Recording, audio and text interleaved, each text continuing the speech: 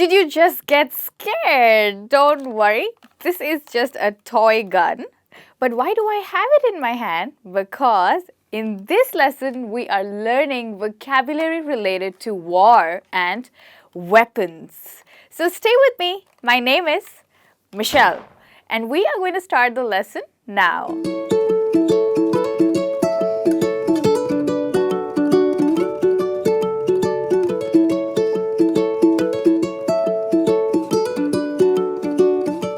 Guys, the first word that we have with us is arsenal. Have you heard this word before?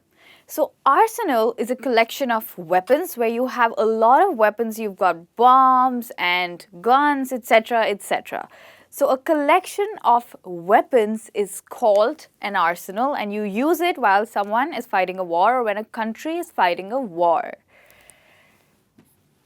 So a collection of weapons.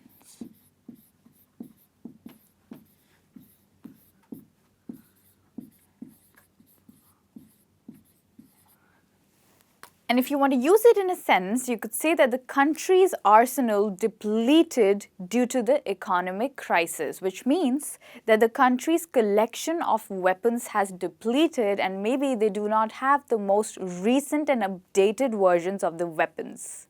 Okay, now we look at the next word that we have with us.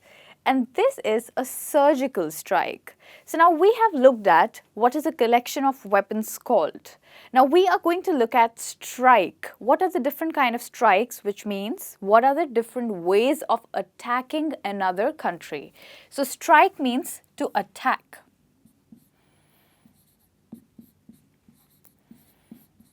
Right. So a surgical strike is, okay, now let's think about it in a medical term.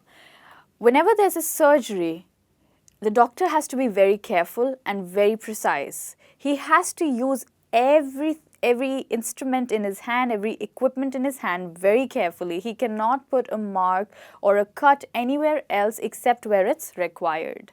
The same way, in a surgical strike, the bombing and the attack has to be very specific in the targeted area. Otherwise, the people, the regular public and not the fighters will be harmed, right? So if we do not want to harm the regular public or the civilians, then we need to have a surgical strike, which is very precise, or a targeted strike or a targeted attack where the general public is not hurt.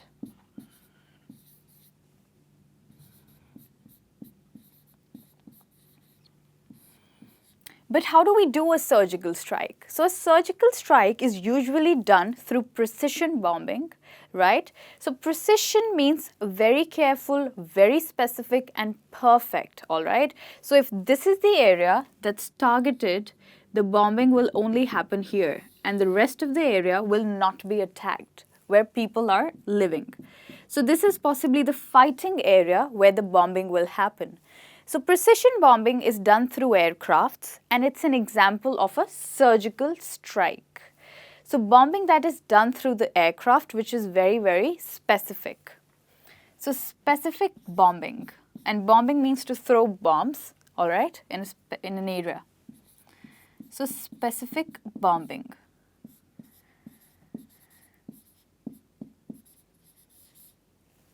Right.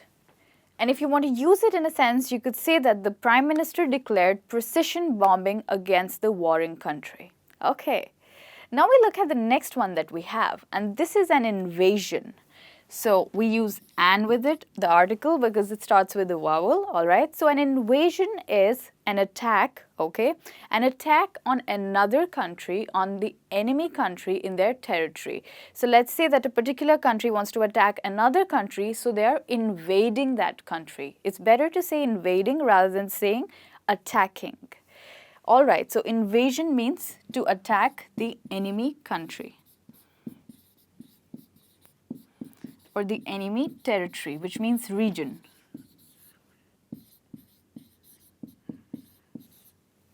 An invasion is a noun, but when we say that so-and-so country attacked another country or so-and-so country invaded another country, then invaded is the verb, but invasion is the noun. Do you ever feel that someone has invaded your private life? If someone overhears your conversation, do you feel invaded?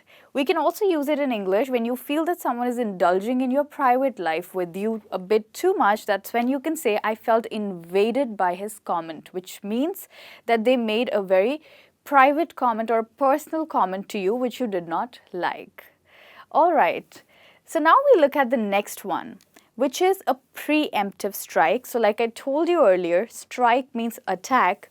So like surgical strike, preemptive strike is also a way of attacking.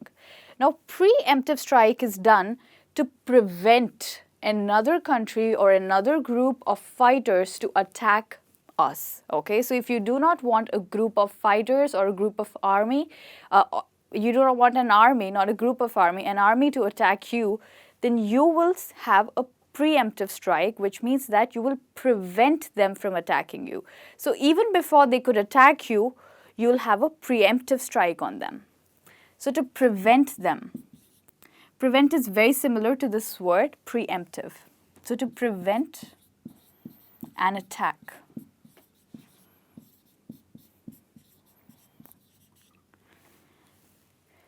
And to use it in a sense, you could say that the government declared a preemptive strike against the rebels. So even before the rebels could attack, the government declared a preemptive strike, which means they prevented them from attacking.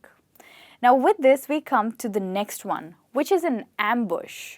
So ambush is a surprise attack. It's not pronounced as ambush, it's ambush. So an ambush is a surprise attack.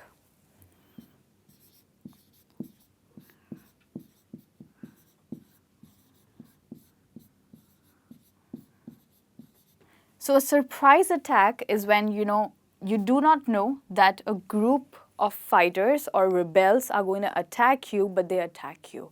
So that's what we call ambush. And in a sense, you could say that the 5 soldiers were killed when their bus was ambushed, which means that when their bus was surprisingly attacked. So you can use it as a noun and as well as a verb.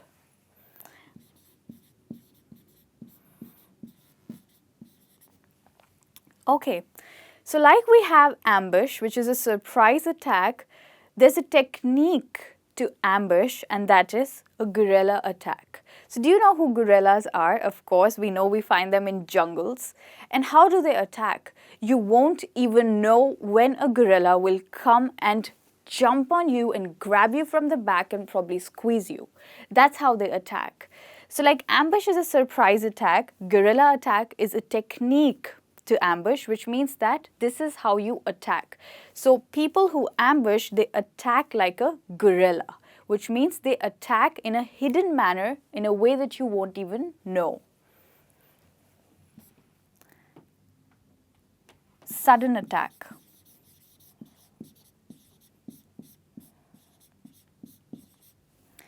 So this is what a guerrilla attack is, and usually these are forces that are not official forces in a country. So in a country there are a certain group of people that are fighting against the government, and they're not official army. They are, self-organized forces, and they attack the government because they want to remove the government. So if they want to remove the government, they will attack the army forces or the official forces suddenly. Right? So that's where you can use guerrilla attack, and if you want to use it in a sentence, you could say that the soldiers were killed by a guerrilla attack, or there was a guerrilla attack in the mountains. Okay, now there's also another term that comes from this war term, and this is actually a marketing term, which is guerrilla marketing.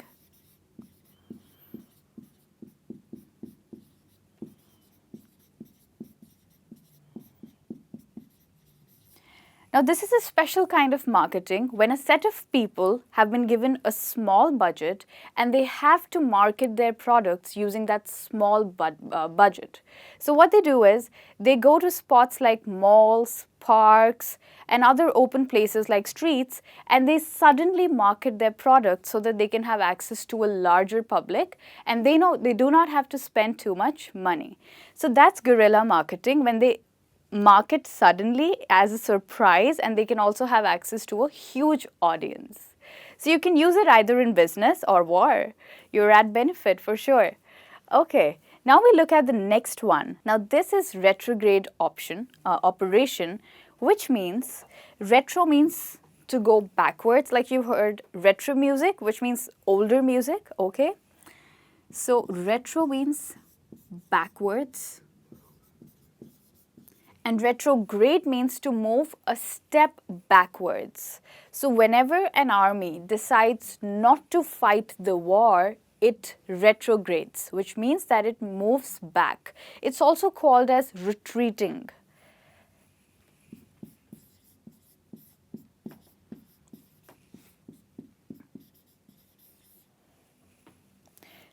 So you could use it in a sentence by saying that the army decided to retrograde in order to stop the combat, which means in order to stop the fight. So combat means a fight or a war, okay? So that's how you can use retrograde, which means to step back in order to stop a war. Now with this, we come to the next word that we have, and that is a friendly fire, which I was doing in the beginning of the lesson. So friendly fire is not so friendly also. Obviously, there are soldiers that are hurt at the end of fire. Fire means attacking someone using guns, okay?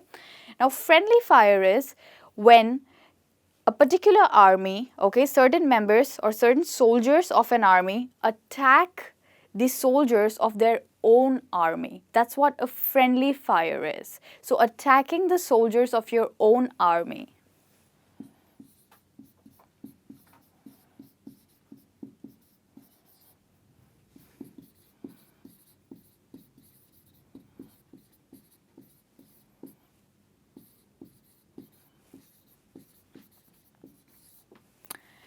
And if you want to use it in a sense, you could say that the rates of friendly fire have been increasing over this campaign, or the rates of friendly fire have been increasing in this campaign, which means that more and more people are dying on the own side of their army due to mutual conflict, okay?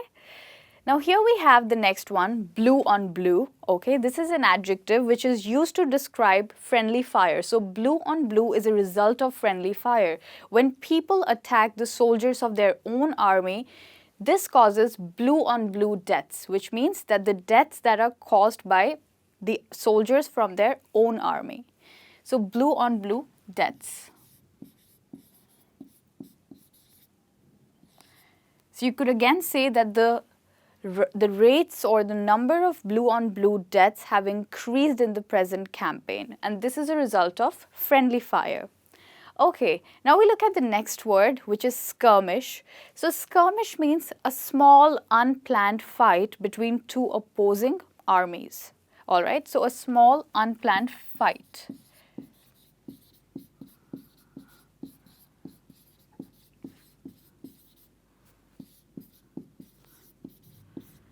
And a skirmish is usually between two smaller group of soldiers. It's not between the whole armies, all right? It just happens between two smaller groups of soldiers, and it's usually not in a fighting area. It happens off the fighting area. So maybe they face each other, encounter each other away from the territory, but they still have a small fight. That's what you call a skirmish.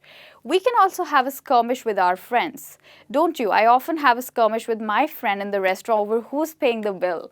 So that's a skirmish, which is a small argument between you and your friend, and you can use it in English as well. A small argument.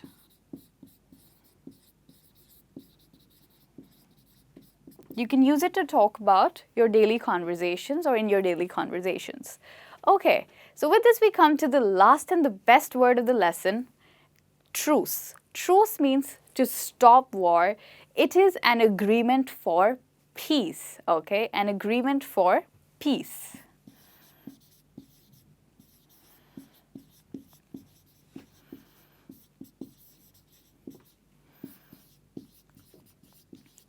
So truce is a period of time when two opposing forces decide to stop fighting in order to find peace or in order to discuss peace, all right? And to use it in a sentence, you could say that after the last week's riots, the two forces have declared truce in order to discuss peace. So truce is also always declared, like a surgical strike or a preemptive strike is declared. And you'll quite often find this word in the newspaper. And I think it's time you also call a truce with your friend with whom you've been fighting for past some time. So calling a truce means to, end the argument with someone you know. To end a skirmish, you need to call a truce. Call a truce, which means to end an argument or to end a skirmish with somebody you know. So you could say that, hey buddy, we need to spend the weekend together. We might as well call it a truce, which means that we might as well end our argument and be friends again. Okay, so on this awesome note, we complete today's lesson where we have learned vocabulary related to wars and weapons. So go and talk about it and call it a truce with all your friends. Thank you so much for having me with you. Bye-bye.